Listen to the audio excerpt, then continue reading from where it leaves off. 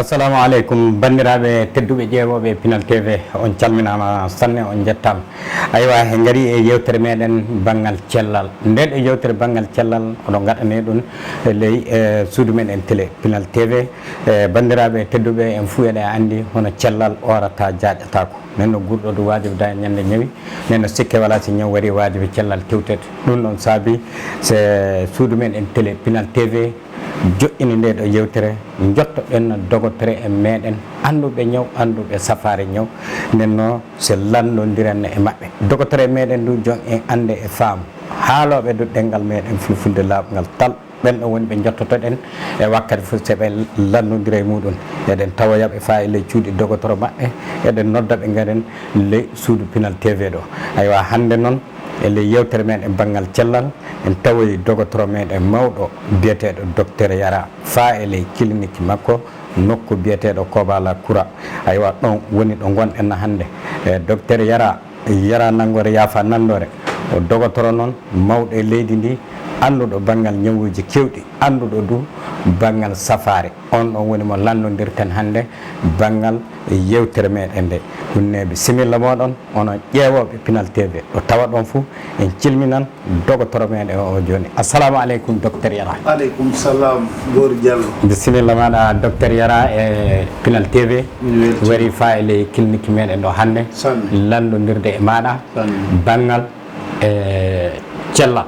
weltima aywa e joni bisimilla ma e jewtali fewde e sakiraɓe meɗen fannante e yewtere meɗen nde weltima sanne Bory Diallo bisimilla moɗon sakiraɓe men no kalɗani Bory Diallo mi weltima kala keɗiɗo Pinal TV beete hande beete alal bare jeegon lewru tubakou eɓe ujunaje ɗiɗi e nogay goho le 6 octobre 2021 on gari mi weltima enen pulako mbiɗen sa nani dasol wonko daasi ɗum en calminama promoteur Pinal TV o Bocar Alpha Ba o salminama pullo baɗanɗo suudu baba fa timmi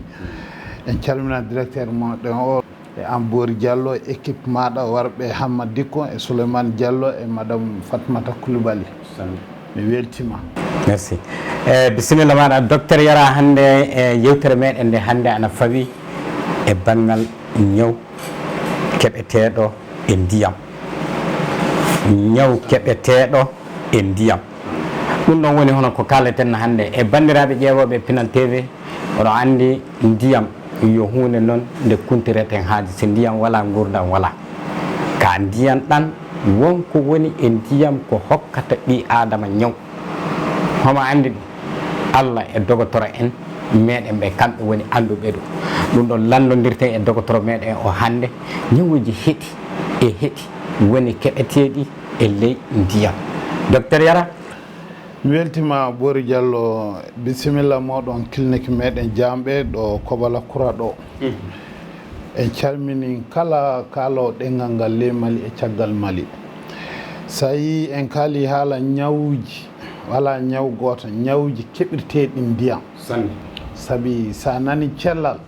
cellal hoore hoɗum woni cellal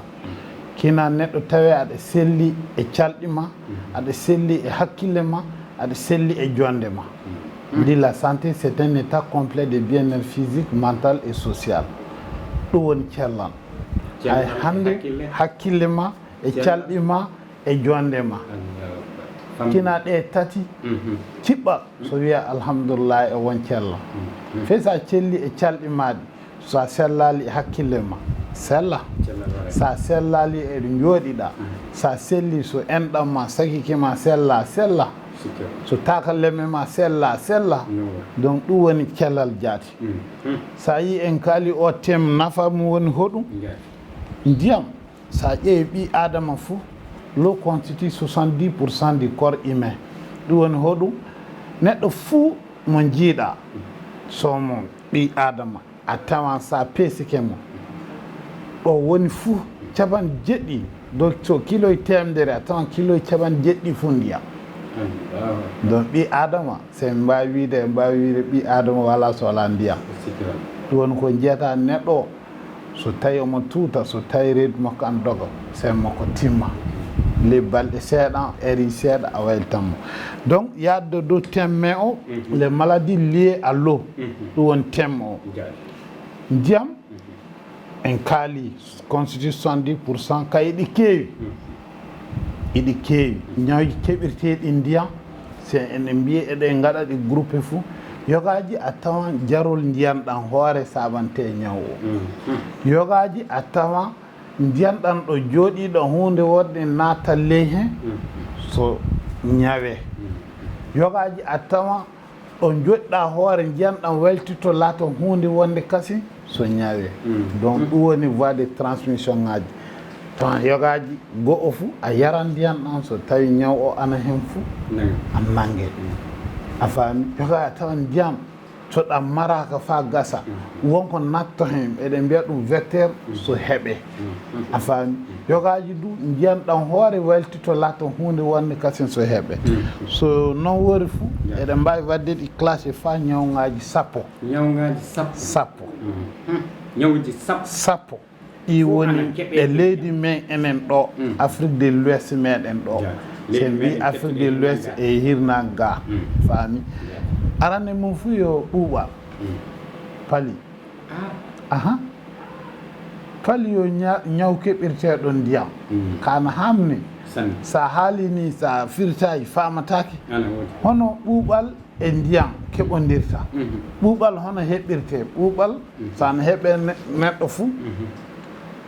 ɓongu ŋatete ɓongu debbo biyeteɗo anophel femelle hay ɓongu o e ndiyam ɗan o wurta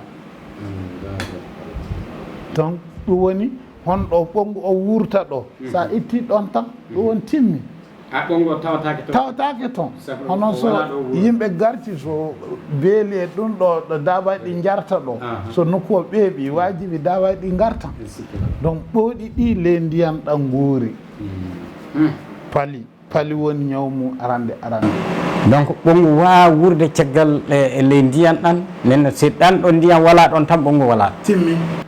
ɓuuɓal wala sa yi eɗen kala haala ɓuuɓal ça c'est la prévention primaire sa ñaw sakkade ñaw ɓuuri sawrde ñaw en kaalino émission men ɓettiɗo en kaalino haala pali ɗum woni ɓuuɓal a faami baraɓe mbi sumaya donc en kaalino haala muɗum e dow Pinal TV en jettata ko ley détail makko ko anden tan ɓuuɓal ngal du yo ñaw keɓirteɗo ndiyam saabi ɓongo heɓirte ɓongo oɗo ley ndiyam ɗan wuuri so ndiyam ɗan iwi toon tan ɓuuɓal ngal iwi to go'o bon sen iwi toon fou ɗiɗɓel muɗum ñaw choléra waraɓe kumflani tout reedu an doga ana tuuta kumflani tout o koromo woni dow ana yalta le ana yalta saraɓe men accana en hakke ɗum woni dow weela yeeso weela caggal weela donc ana tuuta reedu ana doga ɗo ɗum woni fou a tawa nokku muɗum ɗo ɓuuri heewde fou nokku fleuve ngaji honno mayoji meɗen ɗi fleuve calluɗɗi fleuve Niger fleuve Sénégal a faami a tawan gelle ɓuuri adeat ɗon ɗe ɗum hollata ñaw o e ndiyam ɗan heɓirte so yimɓe ɓe jari ndiyam ceniɗan fou ndiyam ɗa eau de javel woni mum fou ñaw o timmi choléra ne nanɗa fou tuyndi tanno tuyndi e ndiyam ɗan ka kanko o yarate yon ko mbiyinɗe choléra o yarta tunnuɗa voilà sababu choléra sen iwi toon fou deeɗi dogoji goɗɗi ana toon ko walda e choléra o iidu honno eɗen mbiya ɗum togonni a faami toto o ɗum ndiyam heɓirte ndiyam na tawa ñaandu moƴƴinama ñaandu ndu waali ana hen na tew duppaɗo na defaɗo defirama ndiyam ɗam moƴƴa na defaka fa ɓenda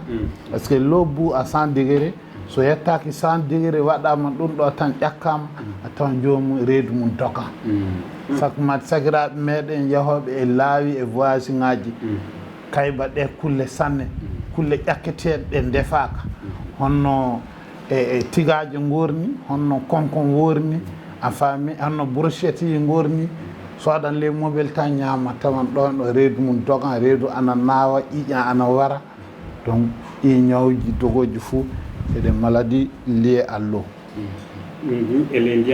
ɗum du e ley ndiyan ɗan heɓete sen ɓettima toon sayi hépatite sayi si sayi ana toon ko heɓirte ndiyan e ñaandu sabi sa wi ñaandu tan ndiyanno ñaandu ko heɓirte ñaandu fof ndiyanno faami donc fa jama o andinen jama o tan se mbi ndiyan tan ɓe paama ñaandu so indama en tan ñaandu ndiyan ɗan defirte si hépatite ana toon jeyda jeyda sabi ndiyan ɗan watte hen so wawi wayltede a faami donc si sayi ana toon ana wiye hépatite A kañum du e ndiyan heɓirte sa yari ndiyan ceniɗan ndiyan gaɗɗe ɓurira weltan alhamdulillah so iwi toon en jaaha e oncocercose oncocerco enen mbiɗen bara mbi mara ayi mara du sabi mara hunde honno ɓongu ni a faami kañum ŋatete so ŋatimama tawa ñañan nokkure nde tan ka nde hunde du ɗo ndiyan wuurata honno ɓongu on ɗon ko jiyata arande yimɓe meɗen ko ɓuuri heewde fou ana nanga guite muɗum ana nanga hakkille mum ana yiya hakkille ka ñaw o fanɗiti hannde hollitidde sagiraɓe men ko heewi anan toon hannde ana wiye mara wala mara faami sabi kañum taw wala mara centre dépistage mum ana ɗo banantuɗo programme national ana ɗo banantuɗo ko ɓuuri heewde fou yimɓe ƴeewaɓe tawete wala sabi ɓongu o si ɓongu no kanko o warama safari waɗama hen avec des programmes en jowtan hooreɓe Mali a faami e dirigeant en Mali ɓettiɓe warde ɓe hande ɓe ɓe gollani cellal fa ɓuuri haaɗi wala donc kane bailleur en fou waɓɓe financé ɓe gaɗɗen e tono muɗum hande donc ñaw o omo heɓire ndiyam ko hande andinde sagiraɓe men omo fanɗi heewa ko ɓuuri heewde fou ko wiyete mara so ƴeewoyama tawete wala mara so ɗon ɓettima fou jeegon en jaaha e ñaw jeɗɗiɓo ɗum woni schistosomiase yoga mbiya ɗum bilharziose urinaire on woni eɗen mbiya ɗum ñaw nguro chien kibbe boɗeje voilà ñaw nguro chien nde nanɗa nguro chien fou ndiyanno sabi kanko no heɓirte hunde anan toon ana mare ley ndiyam nanga hoore tawa on wakkati ɓuuri wulde on wakkati sukaɓe jiiɗi yaade beelel yiɗi yaade kanaje jiiɗi yaade e yow buuro yaade ley maaro voilà donc on ñawdu nanga hoore ɗum ŋatete ley koyɗe maɗa a ñañan ɗum a yiya sa hebbi fou kibbe ɗe cakkite mum an laatto kuruji ko kanko ñaw vraiment miɗi yiɗi dara dow makko sanne andinde sakiraɓe men on bonna sanne sabi so nangi neɗɗo ana wawi so sawraka gasa duuɓi capantati caggal mum omo wawi immade ko yogaɓe ko so an immo warta e makko ok bon so ɗum iwi toon fou e si ñaw goɗɗo ana toon ana nanga guite e mbiya ɗum ñajalandimi trachome kanko du ñaw guite kanko du o ñaw ndiyan yimɓe fou wonɓe nokkuɗo ndiyan senaki ana lotiron na ana guƴƴiron ndiyan ɗan senaki ɗan wala laaɓɗan fewi ɓe ɓuuri heewi a tawan jomum guite ɗe gojjan ana ñaña ɗe wiyete ñaw wala hen ka toujours a tawan nde o yoppi ndiyan ɗan fou ñaw o timma ɗon ko jiiɗa ko ɓuuri heewde fuu so ɓe garti ngalluuje ɗe nokkuji men ngalluuje ɗe ɗo robinet ngaji woni ndiyanɗa no waɗe traité fou a tawa ñaw o timma nde hooti wuro fou ɓe a ñaw mani o wirsitima ɓe ƴeewa ɓe tawa e ndiyanɗam voilà so ɗum ɓettima ñaw typhoïde goto kalteɗo o omo heewi omo tampina yimɓe o wala hona ñaw tuyndi minen mbiyatmo maladie de mensal tuyndi tan noon tuyndi ndi e ndiyan noon no nanɗa typhoïde fou jomum wonko ñaami yoga mbiya ñaw salati ka ko ɓuuri hewde fuu salati o ndiyam ɗanno ndiyam ɗam so lootaka fa gasa andinde saraɓe meɗen e rewɓe e baraɓe me rewɓe e rewɓe me ɓiɓɓe me e tinno kabaru salati salati ane heewi ko waddata torra mi wiyayi pati ɓe ñamade ɓe tinno ko ñamirte noon tan fuu ɓe gaɗa ndiyam ɓe gaɗa hen eau de javel sa waɗi hen a waɗi hen eau de javel kina dooma seeɗan ɗum golla so waɗɗayi hono mintaji sappo en ɗum gasay hono sa waɗi bafal tan a tappi a naati jomum wiyayi naata ɗum du ana heewi tappan tan naata a dooma yo wiya ahan alhamdulillah naatu bisimilla sa waɗi hen ndiyam ɗan voilà a waɗi eau de javel eau de javel seeɗa pati haaɗa eau de javel ne laati hunde nanɗa gu eau de javel o an hoora matan haaɗu fuu ɗon heewi goɗɗum walla ɓeydu hen ndiyam goɗɗan tan a faami eau de javel hana matede sanne sanne ɗum sa waɗi e salatu a doman fa hiɓa mintaji sappo fanɗi fuu ɗum nden tawan eau de javel o golli sabi ñawji soɗi temdere sa ɓammiɗi capan jeena e jeena eau de javel ana wara ɗi ko ñamete eau de javel ɓuuri fe alcool warde ñawji ñameteɗi ɗi faami sabi alcool c'est un fixateur faami ka eau de javel ana wara ɗi directement faami kanko ñawdu sen ɓettima ɗum ñawji goɗɗi en mbiya ɗum filariose lymphatique yimɓe yoga a tawa koyɗe muɗum koyngol ngal ɓuutan e mbiya ɗum éléphantiasis koyngol ngal gootal ɓuutan falnata hono mbasu tan mati nder koyngol ngal ɗo mu mawna laatto ana ɓuuti a wiye hono jomum fan donka darade yogaɓe du ana jippiro ley gorkako muɗum waɗa hen ndiyam ɓeɗe mbiya ɗum hydrocell a faami donc on ñawdu ana heewi noon ko fanɗitti hannde on duyo ndiyam on duyo ndiyam donc ɗi ñawji fuu on woni sappo o a faami ɗi ñawji fuu yo ñawji ndiyam boyi voilà nen noon ko jippoto e ngorgu gorko goro worede ɗiɗi ɗe fa e mawna ko ɗum kañum e ko koyngal fuu ñaw si gooto fuu hunde wotere koyngal ga ɗum yaari timmi ka ɗum fuu ɗum ñaw gooto fuu e ndiyam heɓete ka kanko so ɗum ɓuuti ndiyam waɗi hen kina ɗunin ka oppe ndiyam ɗan yaltine safare fuu urol timminta goɗɗum timminta kina ɗum oppe ɗo ɓuuri ɓadade fuu ndiyam ɗan yaltine ndiyam ɗan yaltinaka ne wawi wadde ma torraji goɗɗi voilà fammini ke sanne docteur yara nangore a salminama sanne en paami bandiraɓe hono haalde ɗiɗo ñawuji sappo woni ko suɓiɗo joni wifiɗo ñawji sappo fuu e ndiyam woni hono ko keɓete nden noon sikke wala nokku fuu poɗɗorɗe meɗen e gelle meɗen ko tawat en no fo en kaani haybude ndiyam no ɗan nafirata en noon si en tinnaki eɗan laatono en ɗum torra e wakkatiji yo Allah hokken famdo e docteur Yara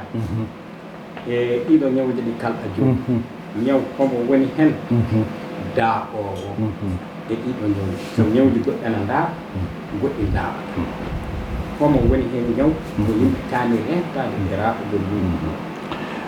mi weltima sanne sa haali haalorde raɓugol ngol kina paamen du raɓugol ñaw ɗiɗo fuu daaɓata wiide ane maani joni mi takkikema na minen mbaldata na minen gondi omo heɓaka noon c'est un truc de comportement ala haali no ngorɗon tan ñawji ɗi fuu son laaɓi tan ñawji ɗi fuu timmi ñaameteɗi ɗi mi tindino on nokku sanne ndiyam wala hono wiide wonɓe ngalluɓe sa ɓamin simila robinet joguimi ka robinet joguiɗa ndiyam robinet ɗan calgol ma e fleuve Niger o tanɗa iwata ley maayo ngo ɗo iwata hay ley maayo ngo du a dulla woni fuu woni tuyndi fuu du ley maayo ngo yaata kulle daaɓaji ko watata na ɗum ɗo fuu ɓuri hewde hana waɗirede noon kan noon waɗirte noon woori l'homme ne doit pas cacher la forêt tout ley maayo ngo mi wiyayi ɓe gollata eɓe golla waɗoɓe traitement eɓe golla kan ndiyam ɗam wajibi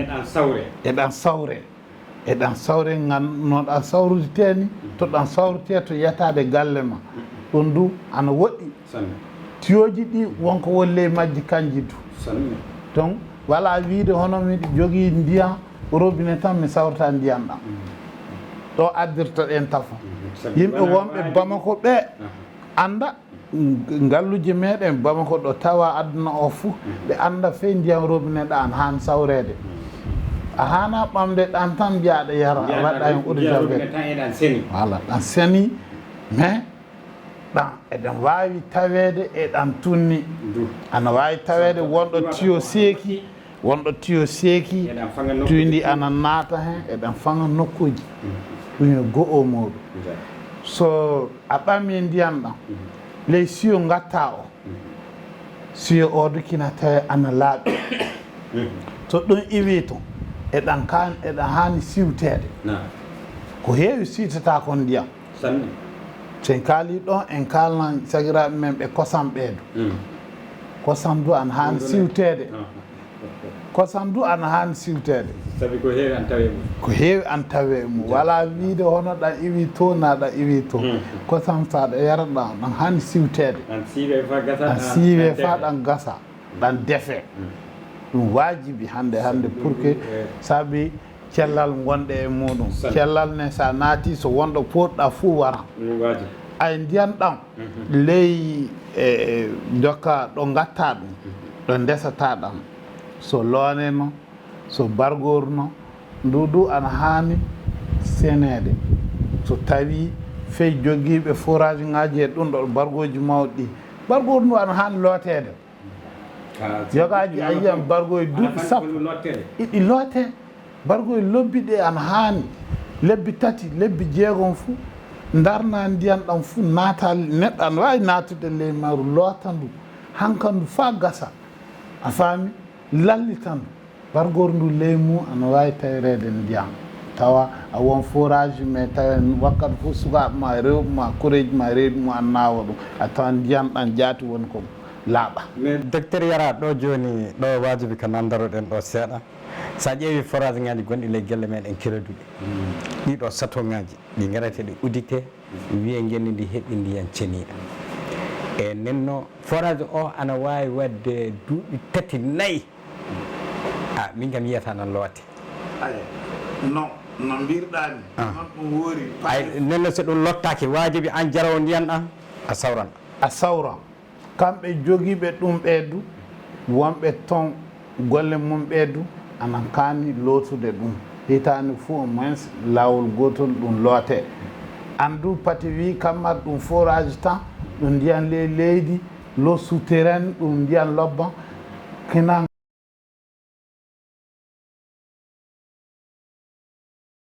no mbiruɗa ni hono ala haali ɓiɓɓe adama ɓe watta si ñawuji ɗi daɓodira e yimɓe ɓe hono no gurruɗen nani e joni ko banggal haybu meɗen jaram meɗen lootam meɗen ko nandi e muɗum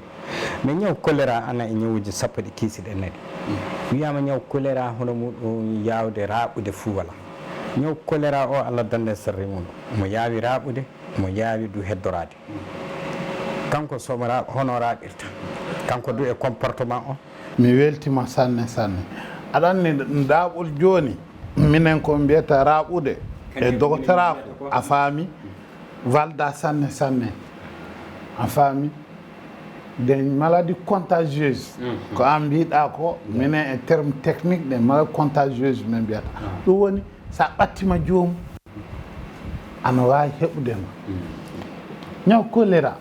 so ano nokku docteur en ana jaa toon ana cawroɓe fey hunde heɓataɓe tuyndi tanno ɗo ɗum woni fuu a tawa ɓundu na ndiyam ɗo ɓe jarata ɗam na maayo ɗo ɓe jarata ɗon ɗum tan so ɗon darnama tan tinni wala hono wiide ñaw o ana e makko so min mama ana manka ñawji ana e ñawji a tan sa ana e neɗɗo fuu woɗɗi titta iwa e yimɓe a faami ɓe kanko du omo woɗɗite goɗɗitol makko ngol wala hono daɓol direct mais c'est indirect sabu kulle o waddata ɗe tuure nde a faami kana ko reedu ndu dogata ko pour que ɗum waɗe nokku tawe ɗum heɓata wayltade wadde nokku goɗɗo o pollué ɗum ɓe naɓɓirta yo koɗo e nokku goɗɗo a faami hono ɗe kulle ɗum watta kamɓe ɗo ɓe joppe e nokku maɓɓe tawa nokku o sene ko iwate e maɓɓe ko du tawa heɓata heddiɓe kane daɓol direct walda a faami ka kañum ka ndiyam tan no ñandu tan no tundi tan timmi e fammini ke sanne docteur en jaran yeeso e dow alahaali ɗiɗo ñawuji a holli wiide ka hono raɓugol ngol ka wona raɓugol hono ngol minen min miilato ngol so tawama en cenike tan en ndenoto e ɗum ɗo en kaali ɗo haala ñaw kibbe boɗeje ana e ley ɗiɗo ñawji sappo keɓeteɗi e ndiyam kibbe boɗeje yo hunde noon wawde waddude bone tawi jomum ana dari ana yaara ana selli ka tawi ana saawi ñaw bawɗo bonnude jaati hono alahaali gurdam muɗum ka tawi jomum ana wuuri fillanamen ñaw kibbe boɗejo o hono o wayi ñaw kibbe boɗejo hono wayi hono ñaw o wurri weltima en calmina fa hande sagiraɓe men fo heeɗiɓe Pinal TV bisimilla maɓɓe dow émission men santé o e ñaw gourchien a faami kibbe boɗeje faami kanko no mbirimami ni yimɓe lotortoɓe e maaje a faami e dangeje e kanaje nango hoore ɗum ɓuuri heɓude a tawa sa hebbi fo kibbe ɗe cakitemo latte kurwel pammarel boɗewel cakite moon ɗo mettinna cakite kibbe ɗe voilà ɗum no ƴiƴanni ka kañum cakite minen mbiyata no hématurie terminal kina tawe cakite kibbe ɗe waddata ƴiiƴam wala arande majje ɗum du ana wadda ñawji goɗɗi wala ɗum fuu ɗum wajjan ɗum du yo ñawji goɗɗi a faami ka kanko ko jimmi haalde hen fa sagiraɓe men paama fuu mo ɗum nanguno arande fuu yogaɓe a tawan kawar ɓeygu ana nanga ɗum wala gorko wala debbo mo nanga gorko e debbo fuu a faami minen mbiyata schistosomiase urogénital a faami donc a wawi wadde fe duuɓi capantati tawan jomum ɓami heɓa e ɓiɗɗo na debbo ɗum ɓamama heɓa e ɓiɗɗo ko ɓuuri hewde fuu so gaɗɗoyi hen safare ñaw kibbe boɗeɗe gorchien safare nde amblar mbiyetemo prasigantel ta daaro a hokki jomum ko ɓuuri hewde fuu so tawi on ñawna jomum affaire o bilto an hewde heɓde ɗum ana darna ana moƴƴina galle ana heela galle du saabi ana wawi bonnude dewgal a man ɓamama gorko o ɓamoye debbo goɗɗo heeɓi ɓeygu kanko wonmo heɓayi hayna mani gila ɓami heɓayi ɓami rewɓe hewɓe heɓayi a tawa ngel kullel pamarel tan wonta le hen omo wawi yaade ay kanko ñawdu omo wawi sakade kasi o naata e calɗi ɗi tawi jomum paali mum fuu ana ñañanɗo minen mbiyata prurit généralisé tawa wiye mara wiye suhuñaɓe wiye bomɓe ñaña terɗe wiye si hunde fuu wiye juuɗe wiye koyɗe saabi hande ka ko heeɓi neɗɗo fuu haalte mi tawe fuu ɓinguel adama ko heeɓi ɓinguel adama fuu fawdo Allah ñawdu fuu wala aduna mo wala safari tan do kanko ñaw alhamdulillah e gon programme du tawrowo mo sanne cafaji mum omo cafaji mum ana kokke wakkati kako ɓuuri hewde fuu sagiraɓe men ladde e ɗum ɗo en fuu en laddenkoɓe ka ɓe mbiya ɗi ɗe cafaji moƴƴa ɗe cafaji ana kaɗa en ɗum safari fuu ittetaki leydi meɗen leyɗe meɗen ɗe Afrik ga mi halta inne maltande Afrik fuu hokke e yimɓe ko minen docteur en min jamrayi ɓe anda ɗum ka ko boni fuu naɓataki ɓe anda ɗum safari fuu ɓe jii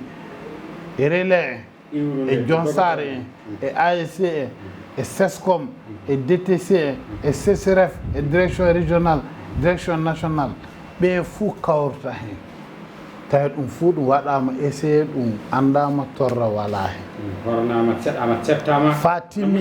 fa timmi ana moƴƴi ɓe anda tan kamɓe gaɗana ana hanno ɓe cooda ga en leyɗe e ngala sembe sanne eɗen dokkeye ɗum ɗiɗo ñawji ko heewi ana e majji programme mum ana woodi ana sawre safare mum ana hokke ɓe tinno padi ɓe calo cafaɗe ɓe tinno ɓe mballa relais e ASCM ɓe no dokkirta cafaɗe. docteur Yara wajibi tan en cemminoto e oɗo ñaw fa joni e ñaw o par ce que en kaali joni en mbi omo haɗa ɓeygu nenno hunde fof ko hatta ɓeygu ana wayi hono no mbiruɗa ni ana wawi helde galle par ce que ana wawi bonnude dewle ana wawi wadde taƴ en ɗam wakkatiji mais hono jaati neɗɗo andirta matirta o ñaw ane muɗum won nawalla taweteɗo henna sifaji won gonɗi hen e tawi am mawɗo jaati cikkitoɗa hoorema est ce que wona hono ko dogotoro o wi ko woni e am ni weltima kanko ñaw ɗum hulɓinmo par ce que on ndigue c'est un tiers silencieux ɗum wala goɗɗum gila cukaka ma so o nanguimama fey sa a sawrayi mo kiɓe boɗeɗe timma yogaje ɗum yogaɓe ɗum latanto ɗe ka timma ɗum ka timma a tawan fewi hunde torotama fa mawnaya fa duuɓi nogayna capan tati e jiiya ɗi probléme ngaji ana e ma hay yogaɓe du omo wawi mawnude o yaara goɗɗum waɗa hurure ley suudu kibbe minen mbiyata ɗum cancer vésical omo waɗa ɗum a faami donc neɗɗo fuu no cukakuma miɗo wonno nokku donc meɗen jahanno calgol meɗen jahanno beeli meɗen jahanno kanaje kibbe an waɗan noon mi miilaki mi heeɓi safare jokka fey so sikka fuu won hen yaha daraya safare nde a faami yogaɓe du a tawan wiyete hururi ana dara wadde ley suudu kibbe mi hay yogaɓe du a tawan fe hunde nawatama ka kabar ɓeygu woni e ma a sikkitima min ɗon gonmi ɗo mbama ko noon ka nden hitande cukako am yehino motti yehino yuwaru yehino to ɗo ndiyam heɓete aya est ce que mi ɓamoytande e safare a faami ka ko ɓuuri hewde fou o yiyatake on wakkati kanko on wakkati ka c'est la clinique o du interrogatoire du yo clinique o to wiyama clinique fo yimɓe ano miila hono dow calɗi ma ɗi tan no neɗɗo ano wawi landade neɗɗo est ce que a waɗino voyage a yehino to ɗum ɗo e clinique voilà ɗum fo dow sikka ɗum yarta nde voilà yalla famana heɓa fammini ke sanne docteur Yara nangore yafa nandore aywa e bandiraɓe en paami oɗo ala haali no worri e oɗo ñaw mo mbiɗen joni na ɗiɗo ñawji sappo ɗi kalɗen joni docteur Yara e complication ane majji fa ɓuuri haaɗi wala complication arande fuu ɗi mbaran ɓinguel adama ɗum ɓamante ɓuuɓal tan ɓuuɓal so sawraka sagmati sukaɓe iwde nde rima fa duuɓi 5 yen jomum yoora on appelle ça le neuropalie o so sawraka gila law jomum yooran iwan sescom wara cercle caggal muɗum naɓe pédiatrie naɓe ni ene jomum saabu itani fuu sukaɓe ko foti million 3 ana mayana en Afrique o ñaw ɗuɓal o donc complication mum arande yo ɗum complication mum ɗiɗɓo hono fof ko hatta ɓeygu ɗum ka complication pour toute l'humanité par ce que ana haɗa ɓinguel adama wadde repenti hono fof ko hatta ɓinguel adama yaade yeeso en jiiɗa complication tataɓo yo hono fof ko hatte yiide parce que trachome ana ɗo ana wawi bonnude guite ma ɗum woni ñaw guite o ñejalandimi guite nawoje jorɗe hay tawede guite ma bona haɗe golle ma haɗe gurnam ma neɗɗo mo wala guite gurnam ma famɗiti donc ɗum complication tataɓo complication nayɓo ana wawi waddude kulle goɗɗe hono typhoïde so sawraka ana wawi yulde tegueji ɗi juuli mbordi waɗa le reedu ɓeɗe mbiya ɗum péritonite ɗum so sawraka gasa typhoïde ana wadda ɗum hoto ɗum heɓete wakkati ɗum heɓetende complication nde wattende ɗum jammana ɗum ndunguna ladde taweteno a anda yalla won ɓuuɗo on wakkati ɗum fuu complication ngaji ɗi timmata filariose lymphatique mo koyɗe ma ɓuutata e mum aya on du ko ɓuri heewde so on nanngimama o wirfititta ko fey so santi fou ko ɓuuti ko jippata ko kasi c'est irréversible fay si ɗum santi ɗum wotti ɓeyda ko woodi ko jippata ɗum ka non heddorto aɗa e ñaw ane hakkille ma ɗo jaaɗa fou an hoore a weltatako sabi a wiya yimɓe koyngal ngal ƴeewata ay donc so ella anema an hoore a weltatako a yimɓe ɗum beltatako sakiraɓe ma weltatako donc ɗum fuu yo complication ŋaji hépatite ana wawi tawede a jaaɗo wasi tan won ñamdu ñamduɗa heɓma hépatite so sawraka ana wawi latade la cirrhose du foie probléme de bien dimi ana wawi latade bien dimi heyre nawore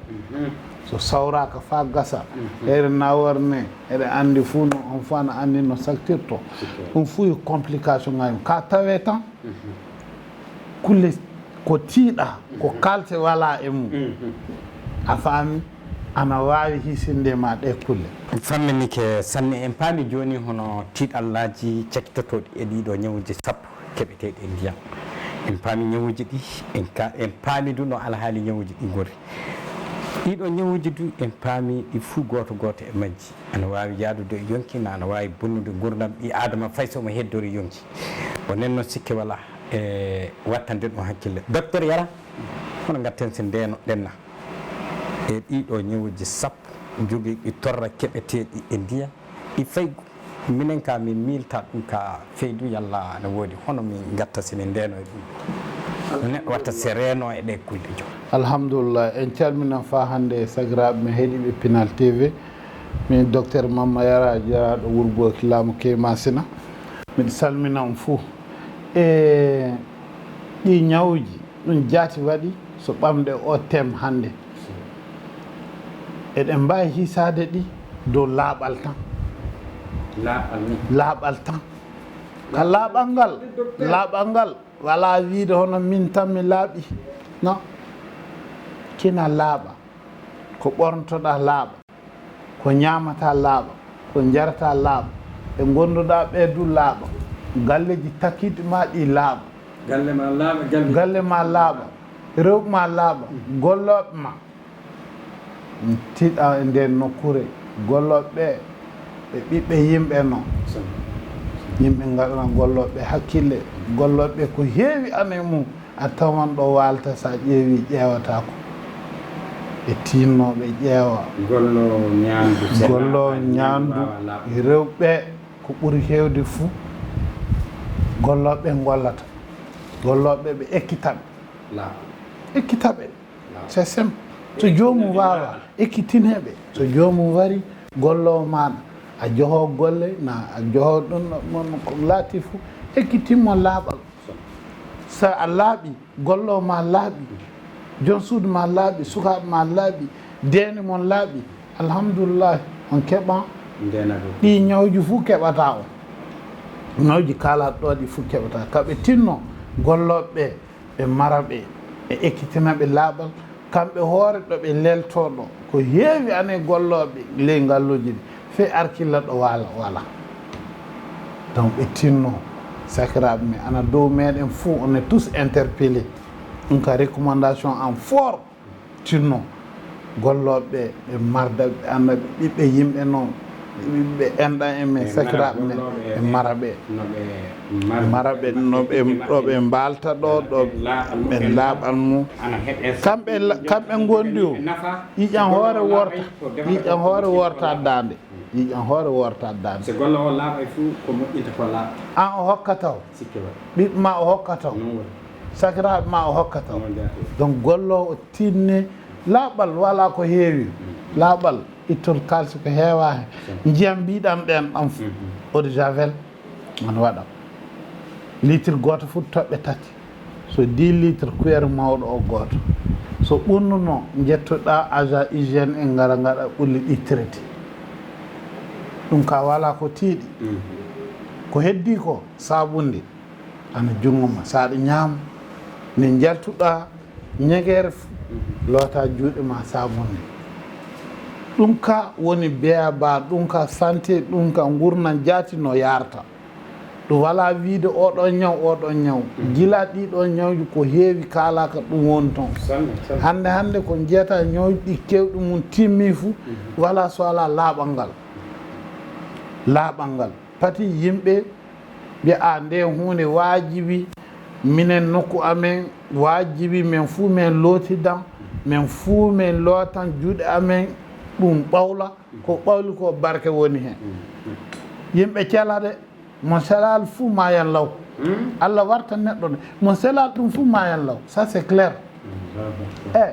ko mbiyeten barke galleji anatan taw on fuu robinet lotta ka barke wo e galle o donc kina sakiraɓe men anda kulle kewɗe mbayltima sanne famminike sanne docteur Yara e joni e yewtere meɗen nde waɗi cakkite joni docteur Yara miɗen jiiɗi gandunamen noddano e jertinande men fa hande ɓiɓɓe leydi ndi fa yettade e laamu leydi ndi jaati hono no ɓiɓɓe adama ɓe kani mardude cellal ngal jogui ngal kayba du pati ñawuji kewɗi keɓa ɗumen so ñaw heeɓi ɓi adama ne hono hani huccirde hono hani wadde ɗo miɗon jiiɗi ɗum sanne so wonko maɗɗa ka faama hono kan a wadde ay laamu o du hoɗum woni darde mum e ɗi alhaaliji nduɗo noddani miɗon jiiɗi pamminani ɗo mbaynodiren inchallah sanne fa hande en calmina kala keeɗiɓe Pinal TV bon min docteur Yara ko ngullagu gaɗanmi dow enen hoore gaɗanmi sakiraɓe men fulɓe ɗo tawa fuu ley Mali e caggal Mali ley addunaru ndu fuu ley continent ngaji joyɗi fuu ɓe tinno cellal maɓɓe ɓe darta cellal ngal wala hunde dogotoro en temps enen fuu ndentata so cellal ngal waɗa ɗum waɗi en hande eɗen jooɗi ɗo en fuu enen jeydi cellal ngal ɗiɗo ñawji ɗi keɓatake so ala hammar tuyndi e gorto tuyndi woni fuu ko tuyndi ɓe ƴeewa ɓe ceno ɓe ƴeewa hunde fuu ko waddata laaɓal gaɗa ɗum so ɗum iwi toon hollitidde sakkade ñaw ɓuri sawrde ñaw sakkade ɓuri sawrde cellal ɓuri sakkade voilà sakkade o voilà kina kulle ɗe tiiɗa ɗo taweɗa fuu so wuro so ladde ɗo taweɗa fuu tinnoɗa cenoɗa ko ñamata ko jarta ko laato ko seni tinnoɗa ko dokkata ko ñaame ko du laato ko seni